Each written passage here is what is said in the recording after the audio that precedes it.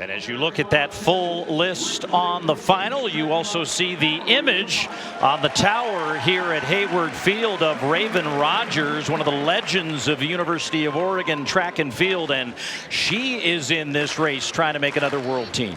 She is. She kind of squeaked into this final on time, but she's prepared and she feels like she's in the final for a reason.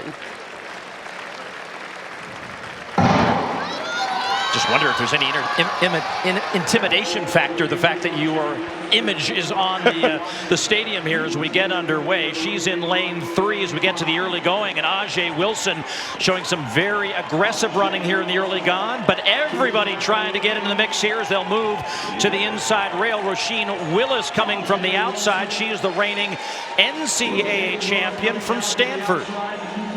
We see these women so wide here right now, and I think that's because this is a very even field. There's no one that's heads and shoulders above anyone else this year, so everyone's sort of waiting to see who is going to take that lead and who's going to press the pace. Yeah, if you just turned on your television right now, you would think maybe this could be a 5,000 or 1,500. It's the 800-meter final, but nobody wants to really push the pace yet. So it's Willis on the inside, Aikens, and then Addie Wiley in third. Wiley, American record holder at 1,000 meters.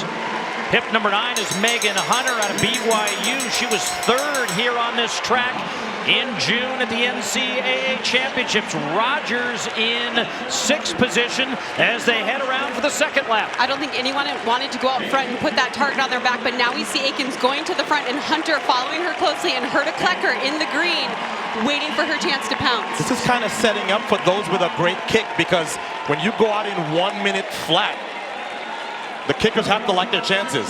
Herta Klecker has been a choice pace setter for Faith Kipyegon. In fact, paced her to the world record here at 1,500 meters at Prefontaine, but now just trying to make a U.S. team. She's in good position right alongside Aikens as they make the turn for home, and Hunter almost gets tripped up.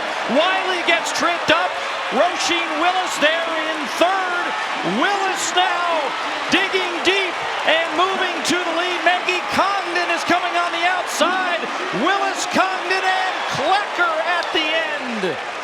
Not the team we would have picked at the beginning of the race, as Willis for the second consecutive time here at Hayward Field wins an NCAA championship and now is the national champion. But Karen, you said it. It's the kind of field where anybody can emerge in the top 3, and that's just about what happened. And let's go back and look at the contact here.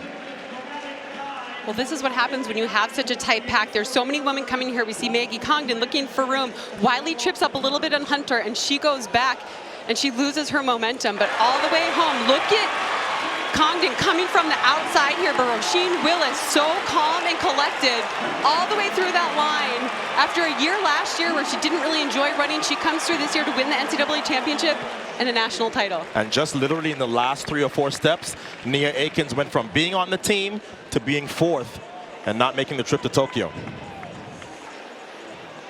And look at that smile by Roisin Willis and the disappointment. Such a tough team to make, and after all the success during the summer, Addie Wiley has to watch and look at 3 other women go to Tokyo.